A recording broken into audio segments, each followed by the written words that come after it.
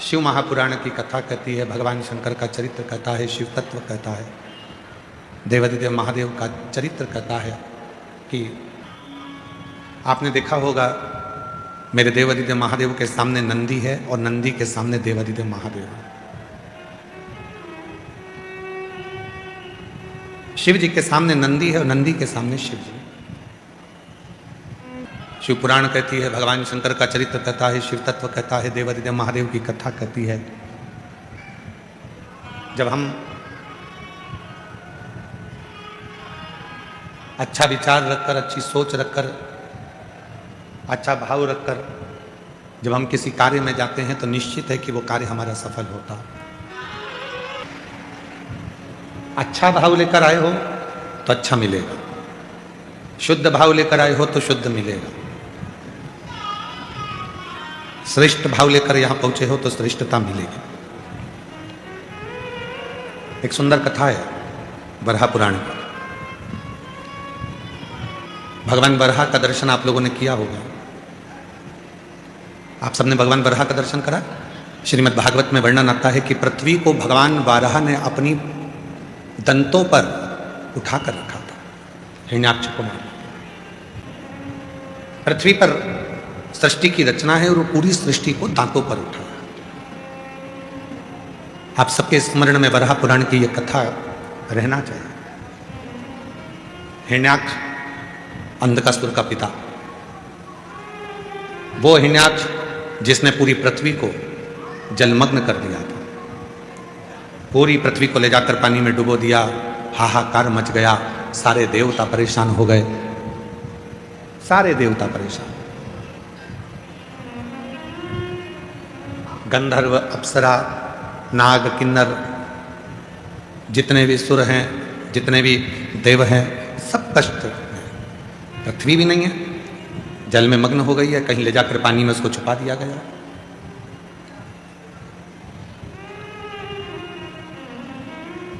पुकारा देवताओं ने, गंधर्वों ने, अप्सरा ने, नागों ने, सबने भगवान नारायण को पुकारा।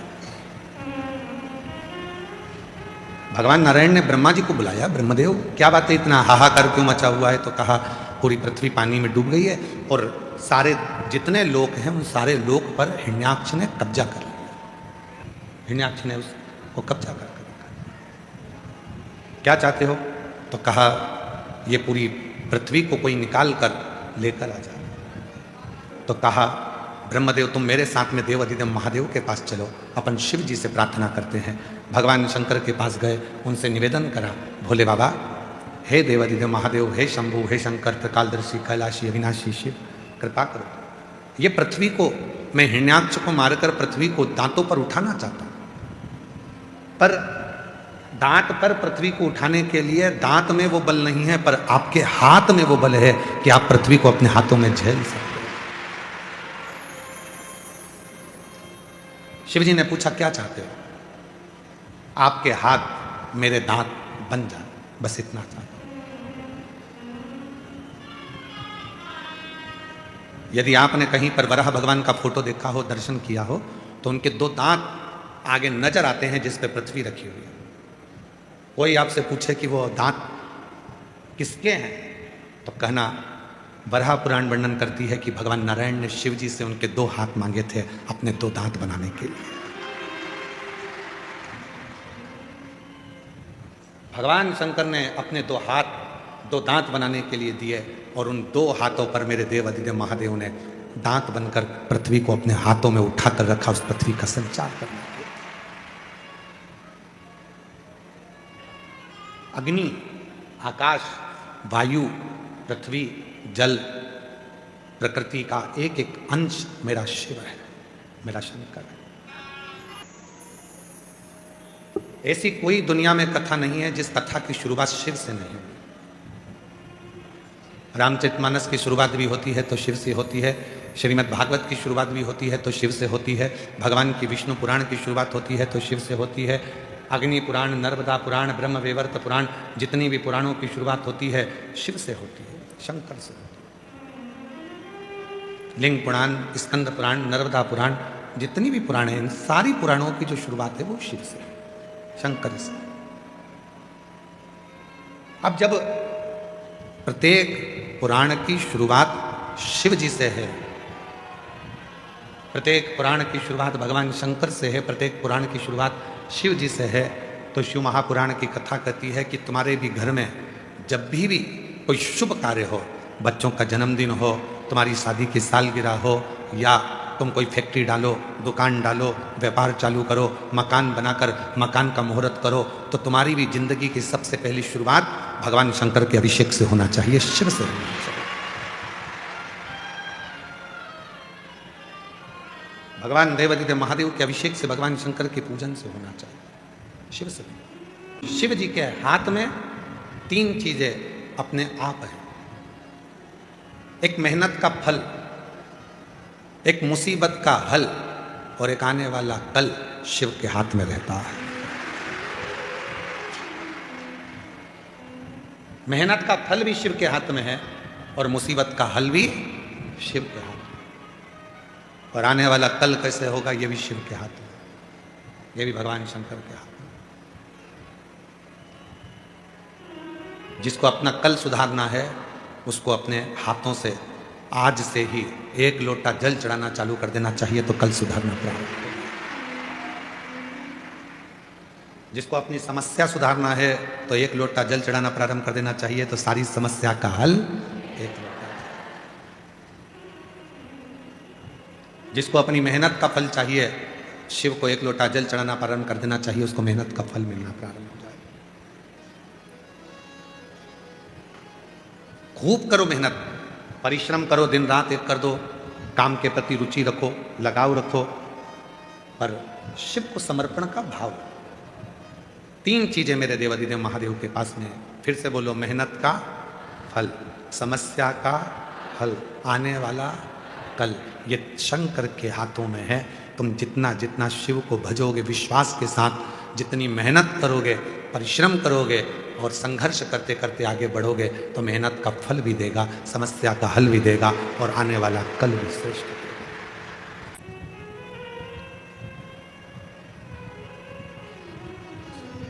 माता पिता, संत, शिक्षक, सिपाही, इनके पास जब जब बैठोगे तो कुछ ना कुछ अच्छा मिलेगा आपके पास। एक राष्ट्र का सैनिक, बॉर्डर पर खड़े होने वाला एक सैनिक, जब रिटायर होकर आपके नगर में, आपके गांव में, आपके क्षेत्र में आए, और आपके गांव में वो रिटायर फौजी तुम्हारे गांव में जो रहता है, उसके पास थोड़ा बैठना प्रारंभ करो, तो तुम्हारे अंदर राष्ट्र और तिरंगे के प्रति प्रेम जागृत होना प्रारंभ हो जाए। एक रिटायर कर्नल, एक रिटायर फौजी जो अपनी सेवा देने के बाद रिटायर हो जाता है, सेवानिवृत्त हो जाता है और घर आ जाता है, उसके पास बैठो। माता पिता की सर्विस चली गई, नौकरी चली गई, रिटायर हो गए, दुकान छोड़ दी, व्यापार छोड़ दिया, रिटायर हो गए, बच्चों ने काम संभाल लिया, तो बच्चों से और परिवार से निवेदन है कि वो अपने बुजुर्ग माँ बाप के पास जरूर बैठें। जितना अनुभव उनकी जिंदगी में है वो तुम्हें देंगे और तुम्हें मंजिल तक पहुंचाने का कार्य करेंगे।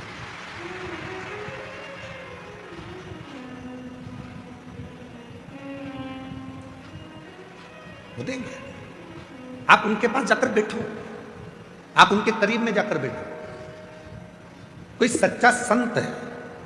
आज के जमाने में सबसे कठिन बात तो यह है कि दिखावा इतना हो गया, ओरिजिनल संत तो मिल ही नहीं पाते। कोई सच्चा संत तुमको जिंदगी में मिल जाए, कोई अच्छा गुरु तुम्हारी जिंदगी में मिल जाए, तो उसके पास थोड़ी देर जाकर बैठना, केवल वो देख ही लेगा आपको, तो ही आपका कल्याण कर देगा। आपको कुछ बोलने की जरूरत नहीं।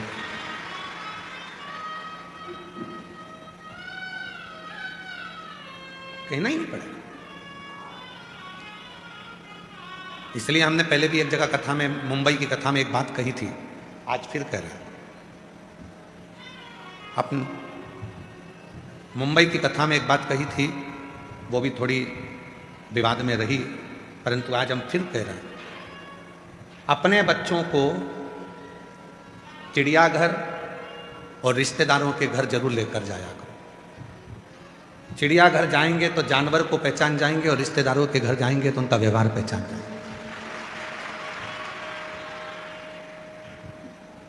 इस बात का बुरा लग गया था, हमने मुंबई में कहा था कि तुमने रिश्तेदारों को जानवर से घोषित कर दिया। हम नहीं कह रहे, हम तो कह रहे हैं व्यवहार पहचानने के। अपने बच्चों को चिड़ियाघर भी लेकर जाओ तो वो जानवर को पहचानेगा कि कौन सा जानवर क्या खाता है, कौन घास खाता है, कौन शाकाहारी है, कौन मांसाहारी है, कौन कैसा। और अपने घर के बच्चों को रिश्तेदार के घर लेकर जाओ, उनको मालूम पड़ेगा कि जब अपनी परिस्थिति ठीक नहीं होती है तो लोग कैसा व्यवहार करते हैं, और जब धन आ जाता है तो कैसा व्यवहार करते हैं। लेकर जाओ बच्चों को चिड़ियाघर भी लेकर जाओ तो पहचानेंगे कि जानवर कैसा है। बच्चों को रिश्तेदार के घर भी लेकर जाओ तो पहचानेंगे रिश्तेदार कैसा, किस तरह का व्यवहार है उनका। जब धन नहीं होता तो कोई नहीं होता, जब धन बढ़ जाता है, वैभव बढ़ जाता है, सत्ता बढ़ जाती है, कुर्सी पद प्रतिष्ठा बढ़ जाती है, तो ढेरों रिश्तेदार बन जाते हैं। ढेर कौन पूछता था तेरी रहमत से पहले, कौन पूछता था? जब तक तूने कृपा ना करी तब तक कोई ना पूछा, और जब तेरी रहमत होना प्रारंभ हो गई तो लोग कहने लगे ये तो मेरे अपने हैं, मेरा रिश्तेदार, मेरा नातेदार, मेरा कुटुंबी, मेरा अपना। कौन पूछता था तेरी रहमत से पहले, कौन पूछता? इसलिए निवेदन कर रहे हैं, फौजी रिटायर हो जाए तो उसके पास जाकर बैठो, शिक्षक रिटायर हो जाए तो उसके पास जाकर बैठो। शिक्षक रिटायर हो जाए उसके पास थोड़ी देर बैठा करो, वो कहीं ना कहीं तुमको अच्छा ज्ञान देगा, अनुभव देगा। सिपाही रिटायर हो गया, फौजी रिटायर हो गया, उसके पास बैठो। शिक्षक रिटायर हो गया, उसके पास थोड़ी देर बैठो। संत वृद्ध हो गया, बुजुर्ग है, संत है, गुरुजन है, सत्यता है उसके अंदर, कहीं आडंबर नहीं, कहीं दिखावा नहीं, कहीं ढोंग नहीं, कोई प्रपंच नहीं। उसके पास 2 क्षण के लिए बैठो। पिता नौकरी से रिटायर हो गए, सर्विस से रिटायर हो गए, या दुकान छोड़कर घर रहने लगे, उनके पास थोड़ी देर बैठो। माँ रसोई घर से रिटायर हो गई, काम रसोई घर का बहुएं संभालने लगी और वो रिटायर हो गई, अपने कमरे में रहती है, तो माँ के पास थोड़ी देर जाकर बैठो, तुम्हारी जिंदगी अपने आप उन्नति की ओर बढ़ना प्रारंभ हो जाए। हम नहीं बैठते, हम नहीं बैठते।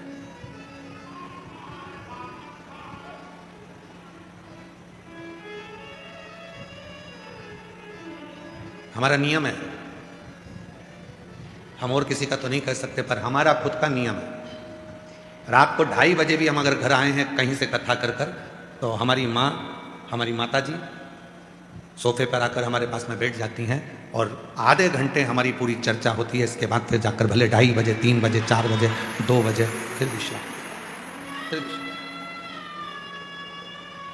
कोई बुजुर्ग संत मिल जाते हैं हमको, कोई अच्छा वृद्ध व्यक्ति मिल गया जिससे हम बहुत कुछ ग्रहण कर सकते हैं, बहुत कुछ।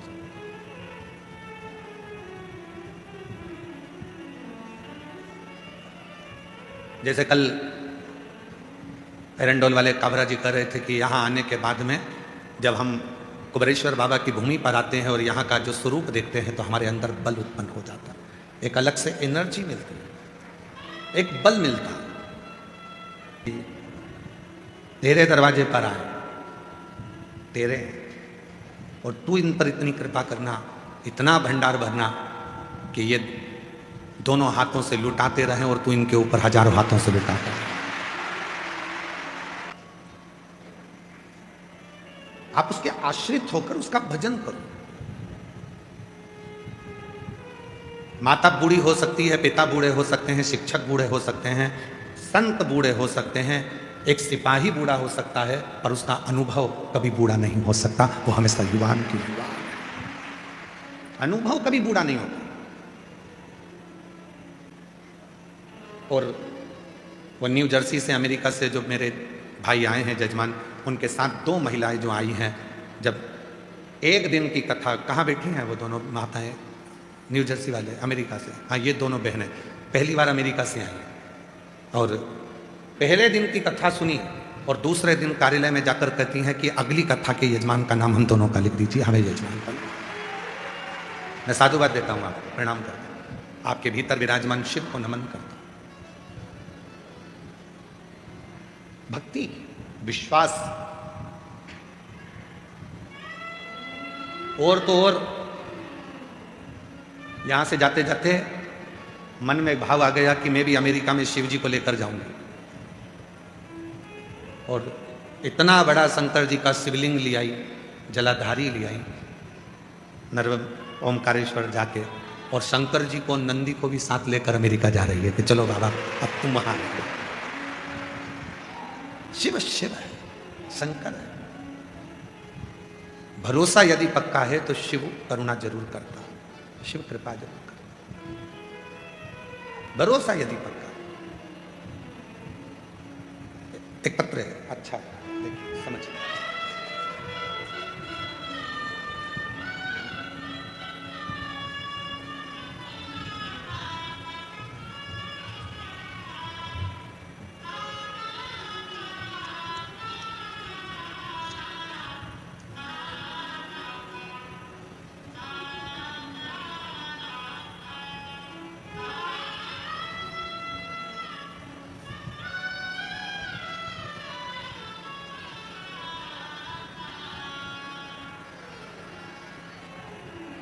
शिव, मेरा नाम बबीता साहू है, मेरे पति का नाम राजकुमार साहू है।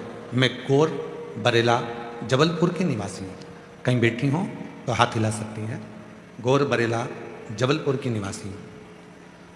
2021 में मेरी नाक में गठान बन चुकी थी। 2 अस्पतालों में जांच कराई, दोनों डॉक्टरों ने सर्जरी के लिए बोला। तब मैं जबलपुर अपनी दीदी के घर गई और वहाँ एक दीदी ने मुझे सीहोर के आकर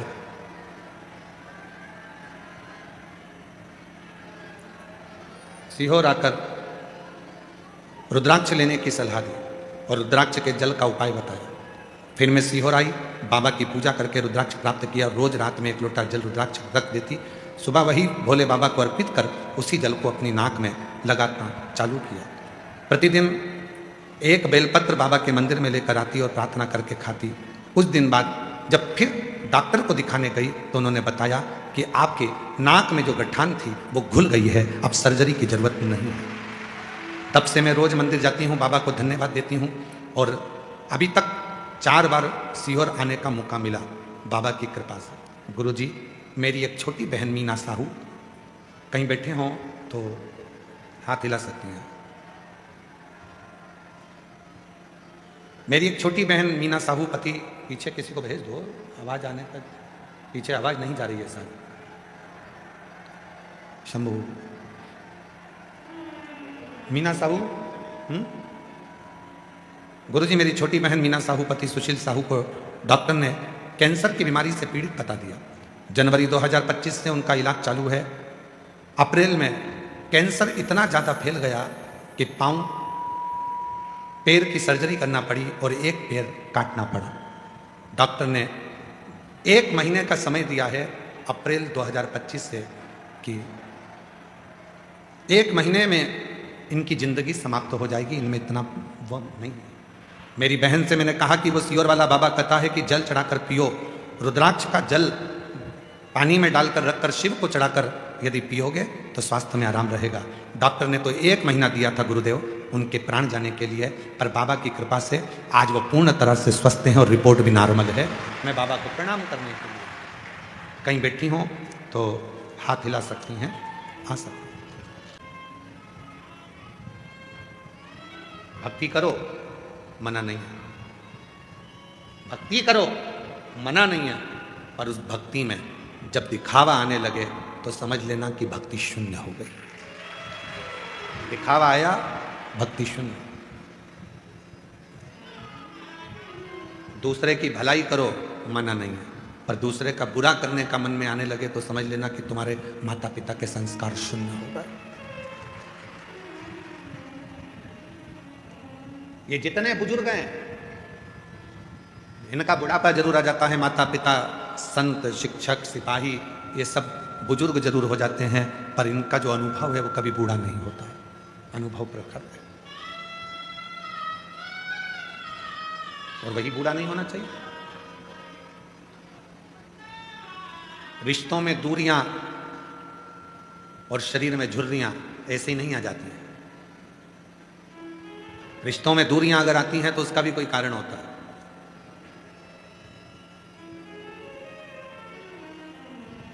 हम हमारे मध्य प्रदेश की जानते हैं, आपके महाराष्ट्र की, गुजरात की, उत्तर प्रदेश, हरियाणा, पंजाब, राजस्थान, इन सब जगह का हमको नहीं मालूम।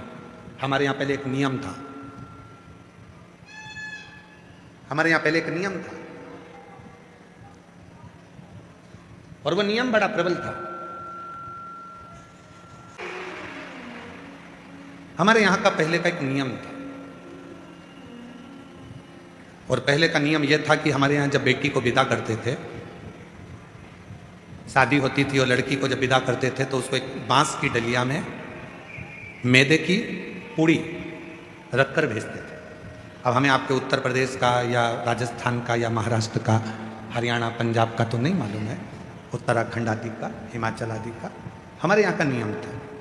आपके यहाँ भी ऐसा नियम है क्या कि लड़की को जब विदा करते हैं तो बांस की डलिया में पीले कपड़े में बंधी हुई मैदे की पूड़ी, उसमें नमक नहीं होता, उसमें शक्कर नहीं होती, फीकी फीकी पूड़ी देती है, रखकर भेजी जाती है। क्यों भैया, उसमें नमक क्यों नहीं डाला, उसमें शक्कर क्यों नहीं डाली, तुमने फीकी क्यों दे दी? उसका एक कारण, वो फीकी पूड़ी इसलिए भेजी जाती थी कि लड़की के माँ बाप वो फीकी पूड़ी लड़के वालों को इसलिए देते थे, समधी को, समधन को, हमने हमारी बेटी एकदम जैसी मैदे की पूड़ी है वैसी ही फीकी भेजी है। अब आपके घर के जो संस्कार हैं वो दोगे, नमक दोगे तो नमक और शक्कर दोगे तो शक्कर इस पूड़ी पर चढ़ सकती। जैसा आप सब मेरी जीजियाँ, सब मेरी बेटियाँ, मेरे जीजा, मेरे बेटे, मेरे बुजुर्ग माँ बाप, इस कथा में आप सब बैठे हो, बहुत दूर दूर से आए हो और विश्वास है मुझे, मेरे शंकर भी आपको भक्ति एकदम निर्मल देकर भेज रहे हैं। अब आप घर जाकर इसमें क्या मिलाते हो ये आपके ऊपर निर्भर करता है। एकदम क्लीन भक्ति, एकदम। और जब भक्ति प्रखर हो जाती है, भक्ति विश्वास की दृढ़ता में प्रबल हो जाती है, तो दुनिया का सारा काम हो। एक पत्र है, देखिए,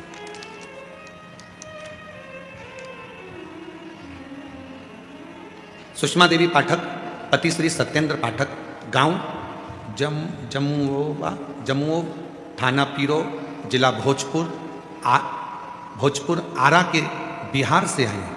कहीं बैठी हों तो हाथ हिला सकती हैं। जिन जिन के पत्र पढ़े जाते हैं वो लोग आकर बेलपत्र ले सकते हैं। सुषमा देवी पाठक, पति श्री सत्येंद्र पाठक, गांव जमुओ, थाना पीरो, जिला भोजपुर, आरा, बिहार से आई। मेरा मोबाइल नंबर ये है, कहीं बैठी हैं, हाथ हिला सकती हैं, आ जाइए, आ जाओ। एक लोटे जल का मैं वर्णन करूं, मैं 2020 से बाबा के रुद्राक्ष महोत्सव में आ रही हूं। 2020 से मैं बाबा के रुद्राक्ष महोत्सव में आ रही हूं। जितनी बार आती हूं, कथा सुनती हूं, बाबा मुझे हर बार कुछ ना कुछ देकर भेजता, मैं उसको लिखना आता हूं। पहला रुद्राक्ष महोत्सव में मैं आई, मेरे बड़े बेटे वरुण पाठक, जिनका सिलेक्शन CISF में हो गया, मैं बाबा को धन्यवाद देने के लिए आई। अहमदाबाद में कार्य कर रहा।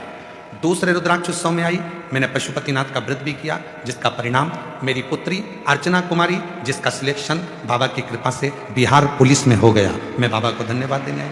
मेरा तीसरा रुद्राक्ष उत्सव, मैं तीसरे रुद्राक्ष उत्सव में आई और कावड़ यात्रा भी करी, जिसका परिणाम यह हुआ कि मेरी एक पुत्री का मेडिकल फिजियोथेरेपी के प्रथम वर्ष में सिलेक्शन हो गया, मैं बाबा को यहाँ दंडवत प्रणाम करने आया।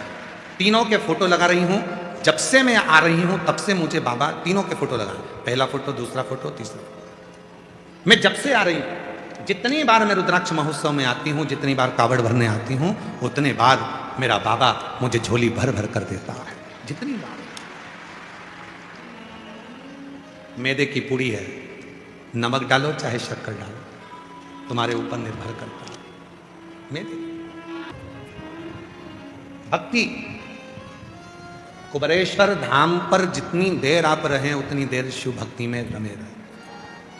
यहां से जाने के बाद भी भगवान शिव की भक्ति धारण करें। पिता के घर से जैसे जाते हो, इतने खुश रहते हो, उतनी ही खुशी तुम्हारे जीवन में होना चाहिए कि मैं अपने कुबेर भंडारी के घर से, अपने बाप के घर से। भक्ति, विश्वास, जितना दृढ़ होगा उतना सुख आपको मिलेगा, जितना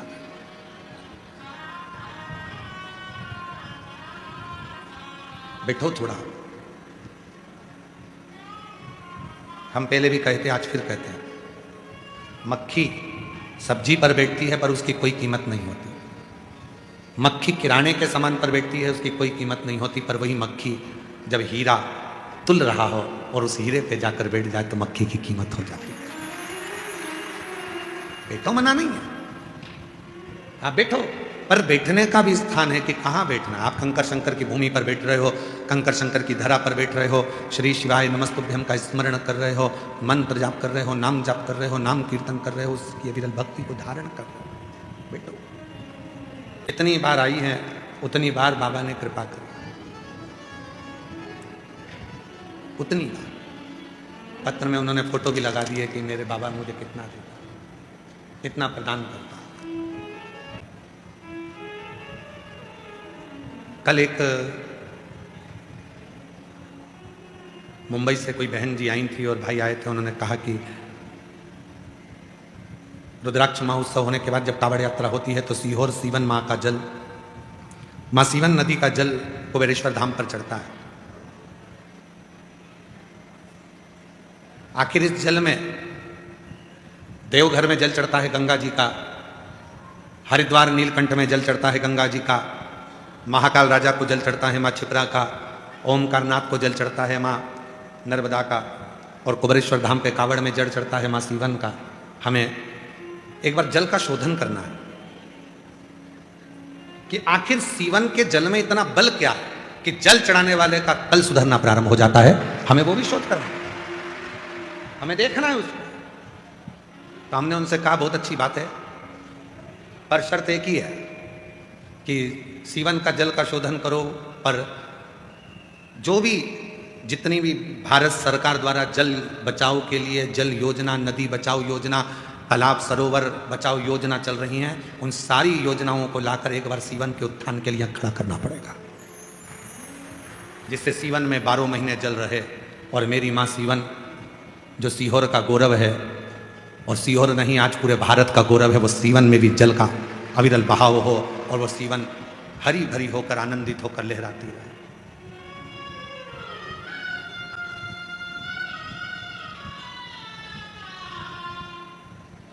तो पूरा प्रयास होगा। कुबेरेश्वर धाम पर हमने कहा एक न्यूज़ कार्यक्रम में कि सीहोर में रुद्राक्ष रिसर्च सेंटर बनाएंगे, और पूरे भारत में ऐसा सेंटर नहीं होगा जो Rudraksha centre, research centre Sehore Kubereshwar Dham पर बनेगा। और उसको प्रारंभ करेंगे, उसके साथ में उसको प्रारंभ करें, उसके पहले माँ सीवन का भी उत्थान का कार्य पूरा भारत के पूरी सरकारों से बात कर कर प्रयास कर कर माँ सीवन का उत्थान कर कर माँ सीवन में भी जल और माँ सीवन के आनंद भाव को प्रकट करना, जिससे यहाँ आने वाले शुभ भक्तों को सुख प्राप्त हो। अजय धीरे धीरे आराम से। सब में शिव है, तुम शिव हो, तुम्हारे भीतर शिव है, तुम में शिव है। शिवोहम मतलब मैं शिव हूं, मेरे भीतर शिव है। शिवोहम शिवोहम शिवोहम, शिव और कहीं नहीं है दूसरा। ढूंढो उसको, कहां जा रहे हो? अमरनाथ। ओ ठीक है, शिव, अपने भीतर शिव को ढूंढना।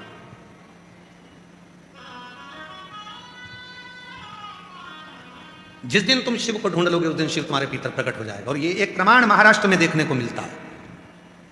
बीबी के लिए महल बनाने वाले ढेर मिलेंगे, बीबी के लिए महल बनाने वाले ढेर मिलेंगे, पर अपनी मां के लिए स्वदेश बनाने वाला वो वीर छत्रपति शिवाजी एक मिला था। स्वराज बनाने वाला छत्रपति शिवाजी एक थे।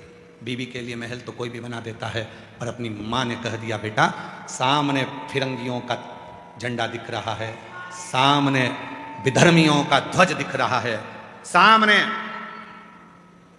ये मुगलों की सेना का ध्वज दिख रहा है, ये ध्वज मुझे रास नहीं आ रहा। मां सेना कम है, जीजाबाई से कह रहे हैं छत्रपति वीर शिवाजी, मां सेना कम है, उसके पास सेना ज्यादा है। जीजाबाई ने कहा कि तू जाएगा कि मैं जाऊं?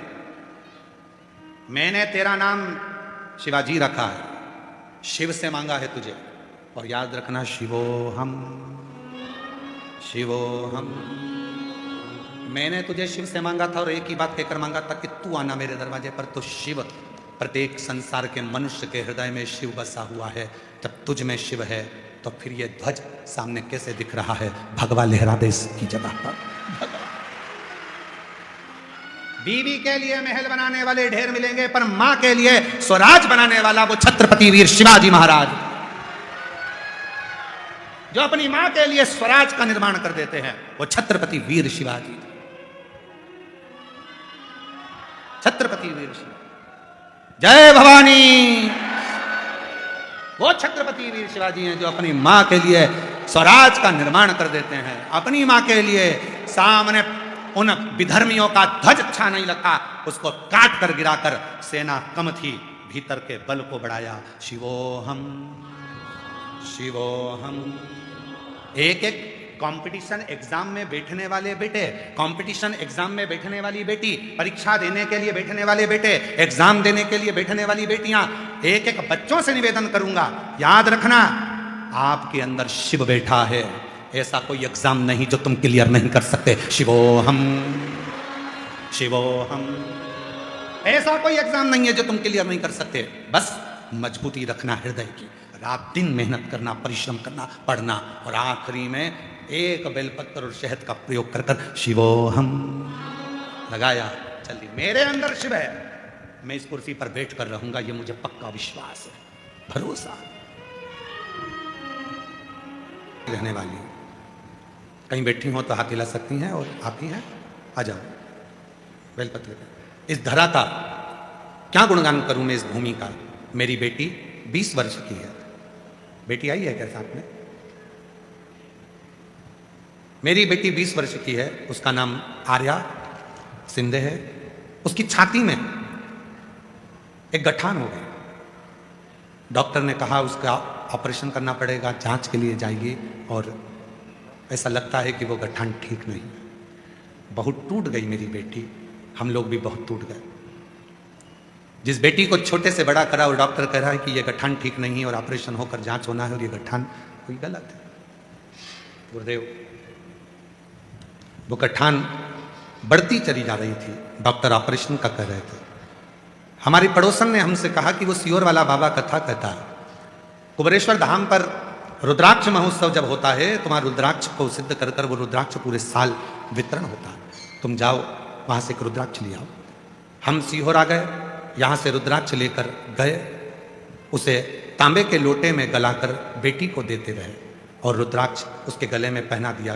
बाबा जी, मैं बाबा की महिमा का क्या गुणगान करूं? ऑपरेशन की तारीख निकली, जाना था, डॉक्टर के कहे अनुसार पहुंचना था। 3 दिन पहले जब जाने का समय आया तो 3 दिन पहले जो रुद्राक्ष उसके गले में डाला था, वही रुद्राक्ष उसकी छाती से लगा, और छाती से लगकर जो गठान थी वो मवाद उसमें से निकलने लगा, फूट गई। मवाद निकला, गठान फूट गई। डॉक्टर के पास लेकर गए।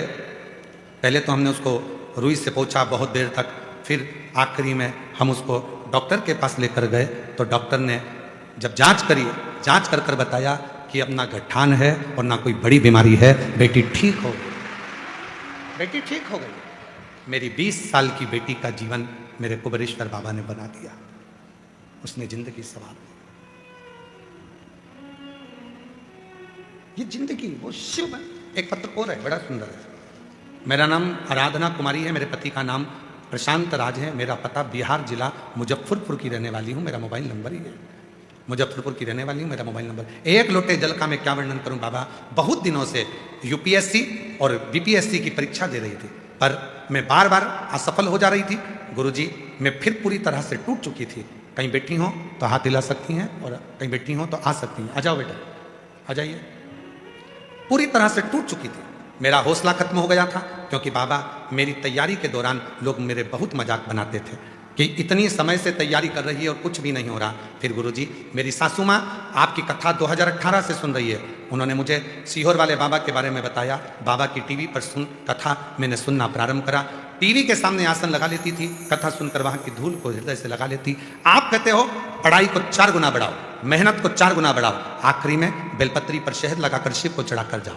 फिर मैंने सुना कि सीहोर का जल भरकर सीवन का कुबेर भंडारी को कावड़ चढ़ाने से मनोरथ पूर्ण होते हैं। मैं भी कावड़ चढ़ाने 2025 में 17 अगस्त को यहाँ पहुँच गई और बाबा की ऐसी कृपा हुई, मैं पेपर देकर आई थी और बाबा की कृपा से इस बार मैंने यूपीएससी परीक्षा क्लियर कर ली। मैं बाबा को धन्यवाद देने के लिए यहाँ पर आया। एक शिव तत्व की आनंदता किसको कहते हैं? एक शिव तत्व की अनंत। दुनिया कहती है सीहोर की कावड़, सीहोर, दुनिया कहती है सब दूर की कावड़ जेंट्स भरते हैं, सीहोर की कावड़ तो महिलाएं इतनी चलती हैं कि माताएं भरती हैं। वो माताएं अपने लिए नहीं, पूरे परिवार की सुख और समृद्धि के लिए सीहोर की कावड़ भरती है।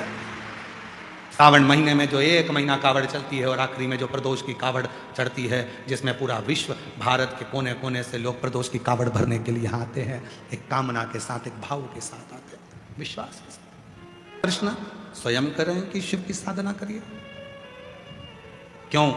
एक प्रश्न खड़ा हो जाता है आपके और हमारे बीच में कि भगवान कृष्ण शिव की भक्ति क्यों बता रहे हैं, शिव की पूजा क्यों बता रहे हैं, शिव की साधना क्यों बता रहे हैं, शिव की आराधना क्यों बता रहे हैं? एक प्रश्न खड़ा हो गया हमारे, और वो प्रश्न हमारे लिए बहुत भारी है। स्मरण करिएगा कि भगवान कृष्ण शंकर जी की पूजन का कारण क्या है। तो एक प्रसंग आता है और बड़ा सुंदर प्रसंग है। एक बार पांडव जब बड़े हुए, सारी विद्या उनको प्राप्त हो गई, संपूर्ण विद्या उनको प्राप्त हो,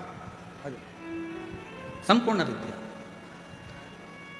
कोई विद्या नहीं बची, सारी विद्या पांडवों के पास थी। युधिष्ठिर, नकुल, भीम, अर्जुन, सहदेव, सबके पास में वो विद्या थी, सबके, और बड़ी प्रबल विद्या है, कोई सहज विद्या नहीं। पांडवों के मन में भी भाव आ गया था कि इसको युद्ध में हराना है, उसको युद्ध में हराना है, इससे लड़ाई करना है, इससे भिड़ाई करना है, उससे ये करना है। और पांडवों के मन में एक बात और किसी ने फिर कह दी पांडवों को, शिव साधना ही क्यों भगवान कृष्ण बताएं? तो कहा कि एक बार पांडवों के मन में अभिमान आ गया, युद्ध का अभिमान तो आया ही, साथ में अभिमान आया, एक अभिमान और आ गया पांडवों के मन में कि हम युद्ध तो जीतते ही हैं, साथ में हमारे बराबर की कोई चौसर खेलना नहीं जानता। जितनी चौसर हम खेलते हैं और हम विजय प्राप्त करते हैं, ऐसी चौसर कोई नहीं खेल सकता। ये पांडवों को मालूम पड़ा। अब पांडवों के अंदर थोड़ा अभिमान आ गया कि हमारे बराबर का ना तो कोई युद्ध जीत सकता है, ना कोई हमारे बराबर की चौसर खेल सकता। एक बार पांडव वहां से निकल कर जा रहे थे तो तभी एक ऋषि के मुख से, संत के मुख से सुन लिया कि चौसर तो मेरे महादेव पार्वती जी के साथ खेलते हैं, और शिव जी जब चौसर खेलते हैं तो दुनिया की किसी की सामर्थ्यता नहीं है कि शिव पार्वती की चौसर को कोई हरा। आज भी मेरे ओमकारेश्वर बाबा, 12 ज्योतिर्लिंग में एक ज्योतिर्लिंग ऐसा है ओमकारनाथ का, ओमकारेश्वर बाबा का। माई नर्मदा के तट पर मेरे ओमकार बाबा ओमकारेश्वर नाथ विराजमान है, जहां रात्रि को शयन में चौसर रखाती है और सुबह वही चौसर के पास से अपने आप चले हुए मिलते हैं। ये शिव है, वो ओमकारनाथ मेरा ओमकारेश्वर बाबा है, मेरा ओमकारनाथ।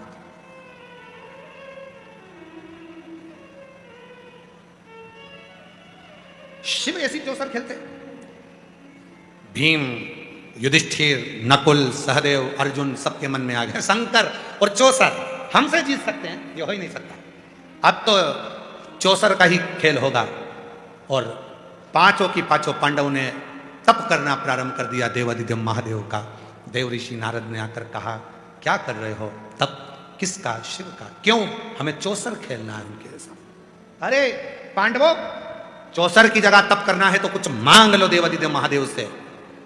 हार और जीत नहीं, महादेव से कहो जिंदगी के प्रत्येक मोड़ में तू मेरे साथ त्रिशूल लेकर खड़े रहना, बस इतनी मांग। और तुम कह रहे हो कि चौसर खेलना है शिव जी के साथ?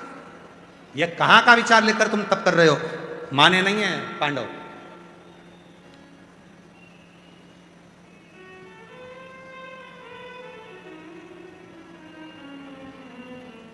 प्रेम जब अनंत होता है तब रोम रोम संत होता है, और अभिमान जब अनंत होता है तब जीवन का अंत होता है। तब जीवन का अंत है जब अभिमान अनंत हो गया, अहंकार प्रकट हो गया, अहंकार प्रकट हो गया, तब जीवन का अंत। कोई रोग लग गया है, कोई बीमारी लग गई है, कोई तकलीफ आ गई है, कोई कष्ट आ गया है, आप शिव जी की साधना करना प्रारंभ करिए। डॉक्टर को दिखाओ क्योंकि डॉक्टर शिव का एक रूप है। जांच का बोले जांच कराओ क्योंकि डॉक्टर शिव का रूप है। जो दवाई दे वो दवाई खाओ, डॉक्टर शिव का एक रूप है। पर साथ में शिव भक्ति भी करिए विश्वास के साथ कि मेरे शरीर में कोई रोग नहीं है और एक दिन मेरा रोग समाप्त होकर रहेगा, ये निश्चित है। मेरा रोग समाप्त होगा, ये निश्चित है। विश्वास, भरोसा। ये रोग नहीं है मेरे शरीर में। कुबेरेश्वर बाबा के धाम पर जब भी आओ, जब भी आओ, हम हमेशा कहते हैं जब भीड़ रहती है, रुद्राक्ष महोत्सव है या प्रदोष की कावड़ है, जब भीड़ रहती है, अपने साथ निवेदन है कि कोई भी बीमार व्यक्ति को, बहुत ज़्यादा बीमार है, उसको लेकर इतने बड़े बड़े आयोजन में मत आओ। छोटे बच्चों को लेकर इतने बड़े आयोजन में मत आओ। हम पहले भी निवेदन करें, आज फिर करते हैं। स्वस्थ हो आओ, चल सकते हो थोड़ा 1 किलोमीटर 1.5 किलोमीटर तो आओ, पहुंचो। पर बहुत बीमार हो तो रुद्राक्ष महोत्सव में या कावड़ यात्रा में मत आओ। कभी बीच में जब भी समय मिले तब बाबा को प्रणाम करने, रुद्राक्ष लेने आओ और उससे अपने दिल की बात कहकर जाओ। बाबा तुमको आनंद देगा, विश्वास देगा, सुख देगा। अब हम क्या करते हैं कि बीमार व्यक्ति को लेकर कथा के पंडाल में आते हैं, उसको कोई तकलीफ होती है, हॉस्पिटल ले जाना पड़ता है, भागना पड़ता है। अब आप सब कुबेर भंडारी के परिवार के लोग हो तो थोड़ी भी तकलीफ आपको होती है तो दिल तो हमारा भी दुखता है, बाबा का भी दुखता है और प्रशासन का भी दुखता है। स्वस्थ रहो। और आज बाबा से ये कहकर जाना, बाबा हे कुबेरेश्वर महादेव, हे मेरे कुबेर भंडारी, कंकर शंकर की धरा पर बैठकर ये पवित्र शिव महापुराण की कथा मैं रुद्राक्ष महोत्सव के अवसर पर सुन रही हूं। मेरे कुबेर भंडारी ऐसी कृपा करना कि जिंदगी में मुझे स्वस्थ रखना और हर साल शिव पुराण की कथा में आए। ऐसे प्रत्येक वर्ष रुद्राक्ष महोत्सव में मुझे बुलाते रहना और इतना मेरी झोली में भंडार भरना कि मैं दोनों हाथों से लुटाऊं, किसी को पानी पिलाऊं, किसी को भोजन कराऊं, किसी को आनंद दूं। तेरी कृपा बनाए रख, तू इतना दे। और अकेली ना आऊं, इतना बल देना, ऐसी गाड़ी देना, ऐसा बंगला देना कि गाड़ी में और मोहल्ले की 4 माताओं को अपने साथ बिठाकर कथा सुनाने के लिए। सबको देखती हूं, कोई कुछ बांटता है, कोई कुछ बांटता है। मेरा भी दिल करता है जिस दिन तू मुझे देगा तो मैं भी आकर भंडारा बनाऊंगी। मैं भी बहुत दूर से आई हूं पापा, 2 दिन बाद चली जाऊंगी, तू निभाना, खाली मत भेजना। बेटी जब बाप के घर से खाली जाती है तो ससुराल वाले ताने देते हैं, और कुबेरेश्वर धाम आने वाला जब खाली जाता है तो लोग सियोर वाले महाराज को ताना देते हैं। तो निभाना, दरबार से खाली मत भेजना।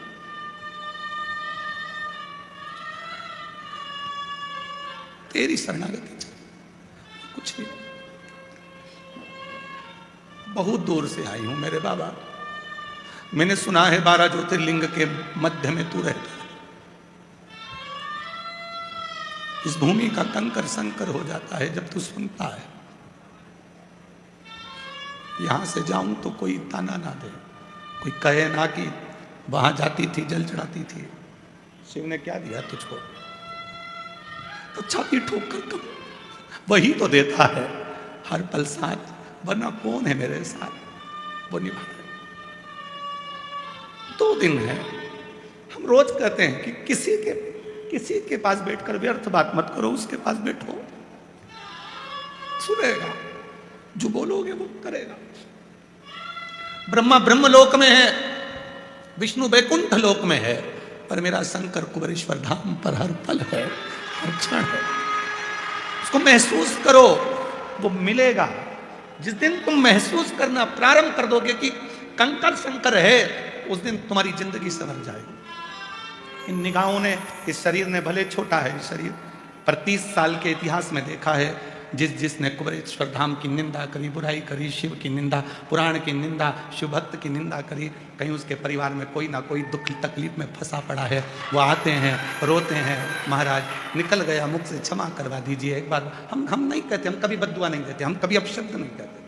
ये व्यासपीठ अपशब्द और बद्दुआ के लिए नहीं है, ये व्यासपीठ केवल शिव की चर्चा के लिए, शिव चर्चा करो, बैठो शंकर की चर्चा करो, शिव चर्चा। ये पूरी जमीन पीछे की हम चाहते तो मशीनें लगवा के उनको पक्का करवा देते, तुम्हें कंकर नहीं गढ़ता, तुम्हें पत्थर नहीं गढ़ता, पर यहाँ कंकर का महत्व है, इसलिए उसको छोड़ा गया है कि सबके शरीर से वो टच होना चाहिए, उसके रोग मिटे, उसके दुख मिटे, उसके तकलीफ। जब इतना बड़ा शेड बना दिया बाबा ने, तो क्या पीछे कंकरों को हटवा नहीं सकते?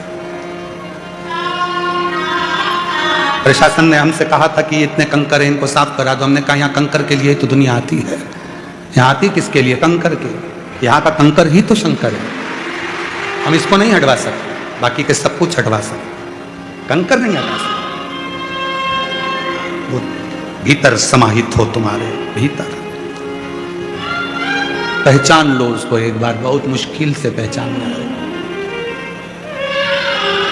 दिखावा, आडंबर, ढोंग, ढकोसला आज के लोगों को बहुत भाता है, पर सच्चा संत, सच्चा गुरु और सच्ची शिव भक्ति किसी को समझ नहीं आती, उसमें कुछ ना कुछ खोट नजर आता। समझ गए तो जिंदगी सार्थक हो गई। कित्तों को दिया, कित्तों, वो नहीं देता तो तुम आते नहीं। तुम्हारे रिश्तेदार इतना बुलाते हैं, तुम शादी में नहीं जाते। तुम्हारे मायके में इतने कार्यक्रम होते हैं, तुम दौड़ दौड़ कर नहीं जाते। कोई 50 बार फोन लगाता है तो भी तुम नहीं जाते हो। और सीहोर कुबेरेश्वर धाम से ना तो तुम्हारे पास फोन जाता है, ना पत्र जाता है, ना निमंत्रण पत्रिका जाती। हमारे यहाँ पत्रिका नहीं छपती है। सारे महाराजों के यहाँ कार्यक्रम होगा तो उसकी पत्रिका छपेगी, पर कुबेरेश्वर महादेव की कोई पत्रिका नहीं छपती, ना निमंत्रण जाता है। फिर भी मेरा बाबुल अपनी बेटी को और अपने दामादों को खींच कर बुला लेता है।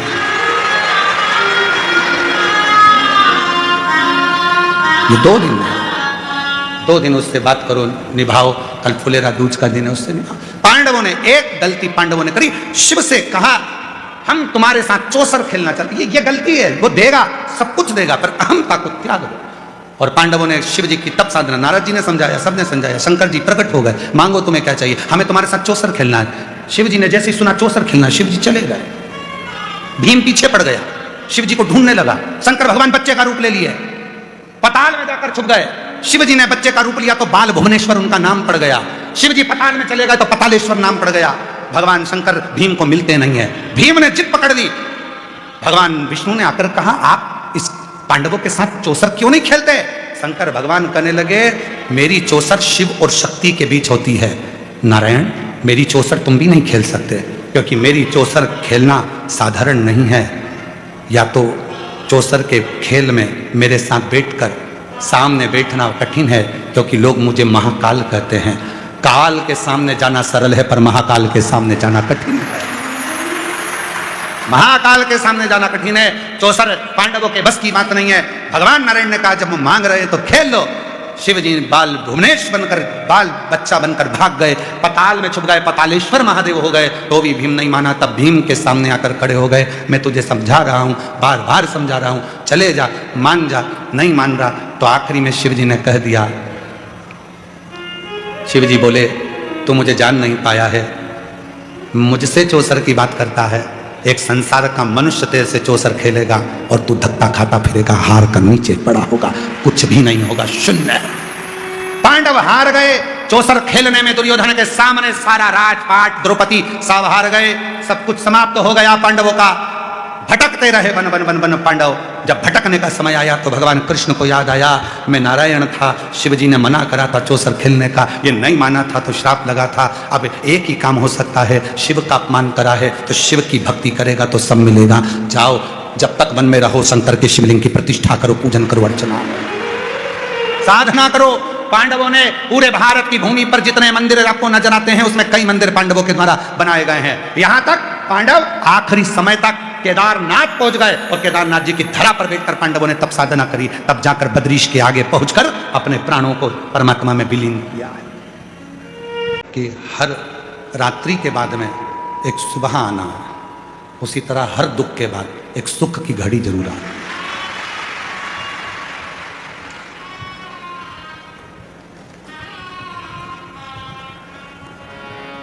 ऐसा कोई संसार में नहीं जन्मा जिसको परमात्मा ने सुख नहीं दिया।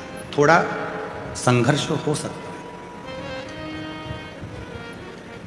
थोड़ा संघर्ष होगा, थोड़ा परिश्रम होगा, पर शिव देगा जी। एक पार्थिव शिवलिंग हमारे पूर्व के हजारों हजार पापों को समाप्त कर देता है। एक पार्थिव पूजन हमारे जीवन के ना जाने कितने कितने पाप कर्म हैं उनको समाप्त कर देता है।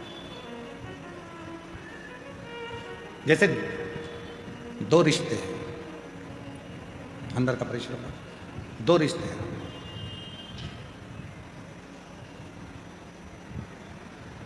एक आपका परिवार से रिश्ता, इसकी एक उम्र होती है। परिवार का जो रिश्ता है इसकी एक उम्र है। जन्म लिया, रिश्ते बन गए, माँ बाप, बहन भाई, बुआ फूफा, मामा मामी, मौसा मौसी, काका काकी, ताऊ ताई, नाना नानी, ये सारे रिश्ते बन गए। ये सब रिश्ते, इनकी उम्र है। ये रिश्ते कब तक रहेंगे? जब तक आप जिंदा हैं, फिर ये रिश्ते समाप्त।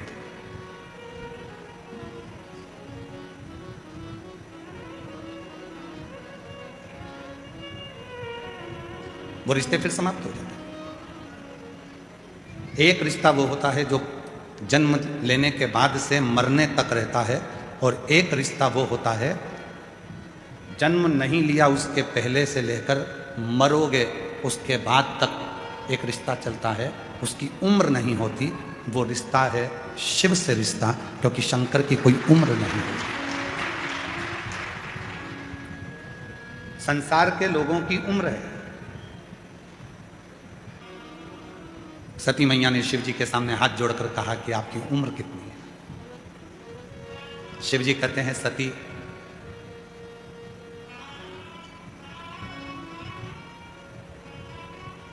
ए सती, तेरे 88 लाख जन्म तो मैंने अपनी आंखों से देखे हैं। कितने जन्म? 88 लाख जन्म तेरे मैंने अपनी आंखों से देखे हैं, और तेरे पिता के करोड़ों करोड़ों जन्म मैंने नेत्रों से देखे हैं। अब तू अंदाजा लगा ले कि मेरी उम्र कितनी होगी। और दक्ष प्रजापति के पिता को भी लेकर आओ, और उनके करोड़ों जन्म मैंने देखे हैं। और दक्ष प्रजापति के पिता दादाजी को भी लेकर आओ, उनके करोड़ों जन्म मैंने देखे हैं।